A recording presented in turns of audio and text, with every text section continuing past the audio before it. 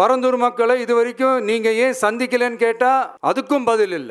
நான் இந்த பரந்தூர் போராட்டக்காரங்க அந்த மக்களை ரீசெண்டா நான் சந்திச்சேன். அவங்க சொன்னதையெல்லாம் கேட்கும் போது உண்மையிலேயே ரொம்ப கஷ்டமா இருந்தது. இப்பவும் ஒன்னும் குறைஞ்சிடல சிஎம் சார். சாதி மதம் கடந்து தங்களோட குடியிருப்புகளை, விவசாய பூமியை, வாழ்வாதாரத்தை, நீர்நிலைகளை காப்பாத்த ஒன்னா நின்னு போராடிட்டு இருக்கிற பரந்தூர் பகுதி விவசாய பெருங்குடி மக்களை தயவு செஞ்சு நீங்க நேர்ல சந்திச்சு பேசுங்க. உங்களுடைய அமைச்சர்களோ இல்ல உங்களுடைய அதிகாரிகளோ பேசக்கூடாது.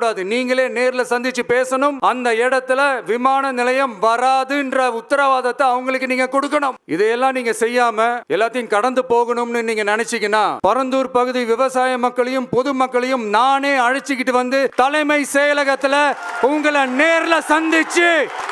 நேர்ல சந்திச்சு முறையிடுற நிலைமை உண்டாகும். அப்படி ஒரு சூழலை நீங்க உருவாக்க மாட்டீங்கன்னு நான் நம்புறேன். அதையும் மீறி அப்படி ஒரு சூழல் வந்துச்சுன்னா நான் ஃபேஸ் பண்ண தயாரா இருக்கேன்.